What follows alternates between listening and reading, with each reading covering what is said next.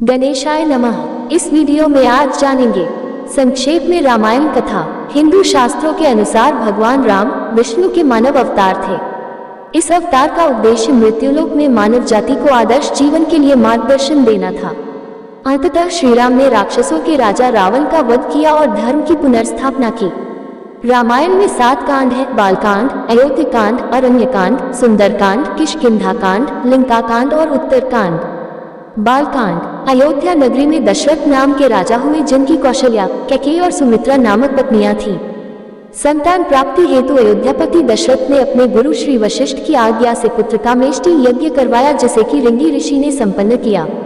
देवदूत द्वारा दशरथ को खीर देना। चित्रकार हुसैन निक्काश और बासवान अकबर की जयपुर रामायण से भक्तिपूर्ण आहुतियां पाकर अग्निदेव प्रसन्न हुए और उन्होंने स्वयं प्रकट होकर राजा दशरथ को हविष्यपात्र खीर पायस दिया, जिसे कि उन्होंने अपनी तीनों पत्नियों में बांट दिया। खीर के सेवन के परिणाम स्वरूप कौशल्या के गर्भ से राम का, कैकेयी के गर्भ से भरत का तथा सुमित्रा के गर्भ से लक्ष्मण और शत्रुघ्न का जन्म हुआ। राजकुमारों के बड़े होने पर आश्रम की राक्षसों से रक्षा हेतु ऋषि विश्वामित्र राजा दशरथ से राम और लक्ष्मण को मानकर अपने साथ ले गए। राम ने ताड़का और सुबाहु जैसे राक्षसों को मार डाला और मारीच को बिना फल वाले बाण साथ से मारकर समुद्र के पार भेज दिया। उधर लक्ष्मण ने राक्षसों की सारी सेना का संहार कर डाला। धनुष यज्ञ हेतु राजा जनक के निमंत्रण मिलने पर विश्वामित्र राम और लक्ष्मण के साथ उनकी नगरी मिथिला जनकपुर आ गए। रास्ते में राम ने गौतम मुनि की स्त्री अहल्या का उद्धार किया।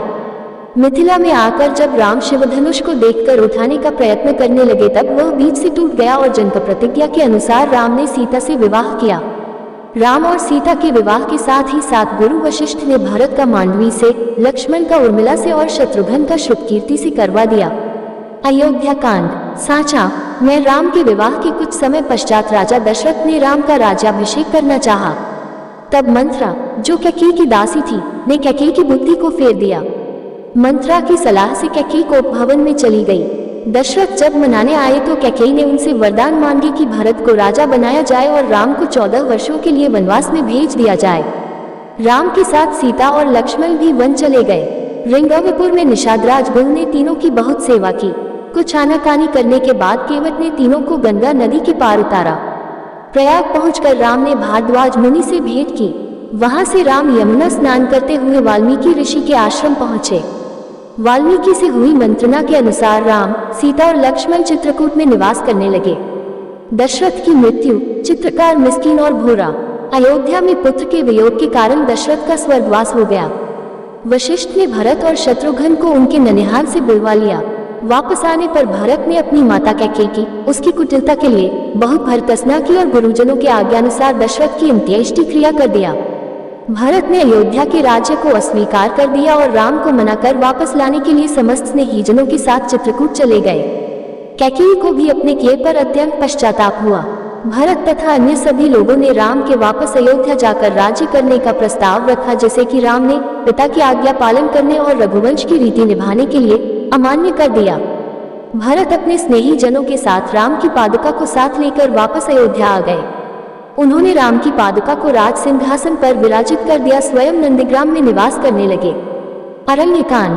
कुछ काल के पश्चात राम ने चित्रकूट से प्रयाण किया तथा वे अत्रि ऋषि के आश्रम पहुंचे। अत्रि ने राम की स्तुति की और उनकी पत्नी अनसुया ने सीता को पातिव्रत धर्म के मर्म समझाए। वहां से फिर राम ने आगे प्रस्थान किया और शरभंग मुनि से भेंट की। शरभंग मुनि केवल राम के दर्शन की कामना से वहां निवास कर रहे थे, अतः राम के दर्शनों की अपनी अभिलाषा पूर्ण हो जाने से योगाग्नि से अपने शरीर को जला डाला और ब्रह्मलोक को गमन किया। और आगे बढ़ने पर राम को स्थान स्थान पर हड्डियों के ढेर दिखाई पड़े, जिनके विषय में मुनियों ने राम को बताया कि राक्षसों ने अनेक मुनियों को खा डाला है और उन्हीं मुनियों की हड्डियां हैं। इस पर राम ने प्रतिज्ञा की कि वे समस्त राक्षसों का वध करके पृथ्वी को राक्षस विहीन कर देंगे। राम और आगे बढ़े और पथ में सुतीक्ष्ण, अगस्त्य आदि ऋषियों से भेंट करते हुए दंडक वन में प्रवेश किया, जहां पर उनकी मुलाकात जटायु से हुई। राम ने पंचवटी को अपना निवास स्थान बनाया। सीता हरण। पंचवटी में रावण की बहन शूर्पणखा ने आकर राम से प्रणय निवेदन किया। राम ने ये कहकर कि वे अपनी पत्नी के साथ हैं और उनका छोटा भाई अकेला है, उसे लक्ष्मण के पास भेज दिया। लक्ष्मण ने उसके प्रणय निवेदन को अस्वीकार करते हुए शत्रु की बहन जानकर उसके नाक और कान काट लिए। शूर्पणखा ने खरदूषण से सहायता की मांग की और वह अपनी सेना के साथ लड़ने के लिए आ गया। लड़ाई में राम ने खरदूषण और उसकी सेना का संहार कर डाला। शूर्पणखा ने जाकर अपने भाई रावण से शिकायत की। रावण ने बदला लेने के लिए मारीच को स्वर्णमृग बनाकर भेजा, जिसकी छाल की मांग सीता ने राम से की। लक्ष्मण को सीता की रक्षा की आज्ञा देकर राम स्वर्णमृग रूपी मारीच को मारने के लिए उसके पीछे चले गए। मारीच के हाथों मारा गया, पर मरते मरते मारीच ने राम की आवाज बनाकर हा लक्ष्मण का क्रंदन किया, जिसे सुनकर सीता ने आशंकावश होकर लक्ष्मण को राम के पास भेज दिया। लक्ष्मण के जाने के बाद अकेली सीता का रावण ने छलपूर्वक हरण कर लिया और अपने साथ लंका ले गया। रास्ते में जटायु ने सीता को बचाने के लिए रावण से युद्ध किया और रावण ने तलवार के प्रहार से उसे अधमरा कर दिया। सीता को न पाकर राम अत्यंत दुखी हुए और विलाप करने लगे।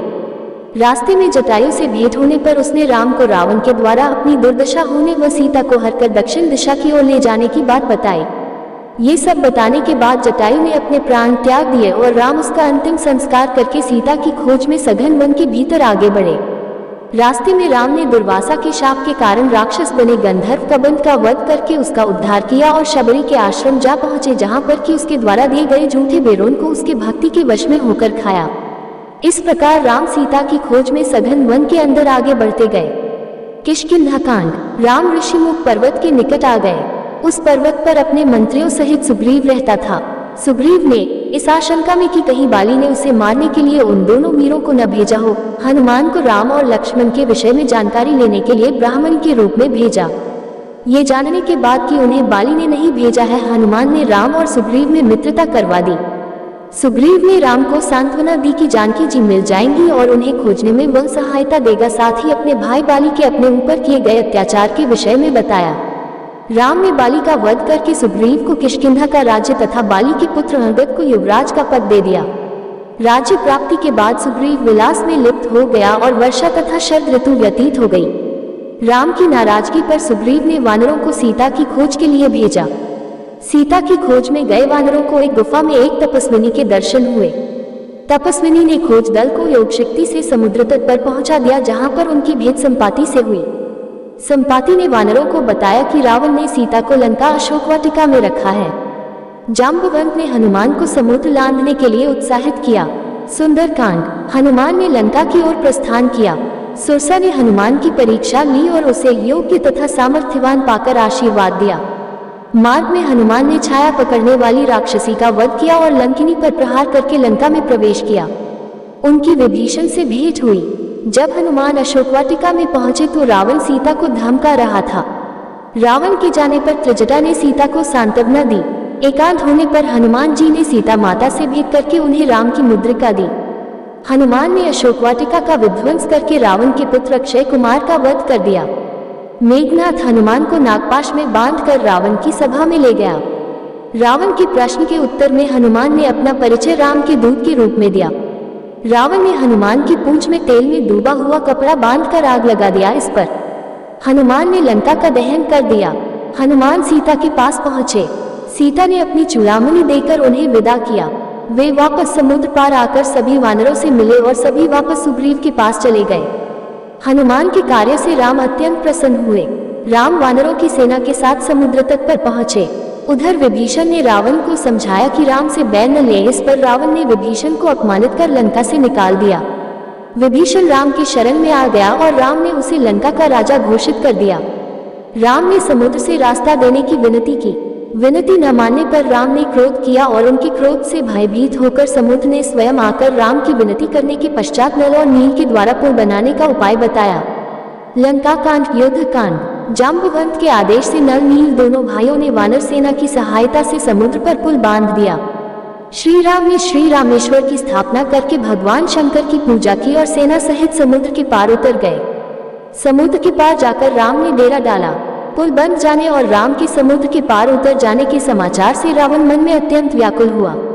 मंदोदरी के राम से बैर न लेने के लिए समझाने पर भी रावण का अहंकार नहीं गया। इधर राम अपनी वानर सेना के साथ सुबेल पर्वत पर निवास करने लगे। अंगद राम के दूत बनकर लंका में रावण के पास गए और उसे राम की शरण में आने का संदेश दिया, किंतु रावण ने नहीं माना। शांति के सारे प्रयास असफल हो जाने पर युद्ध आरंभ हो गया। लक्ष्मण और मेघनाद के मध्य घोर युद्ध हुआ। शक्तिबाण के वार से लक्ष्मण मूर्छित हो गए। उनके उपचार के लिए हनुमान सुषेण वैद्य को ले आए और संजीवनी लाने के लिए चले गए। गुप्तचर से समाचार मिलने पर रावण ने हनुमान के कार्य में बाधा के लिए कालनेमी को भेजा, जिसका हनुमान ने वध कर दिया। औषधि की पहचान न होने के कारण हनुमान पूरे पर्वत को ही उठाकर वापस चले।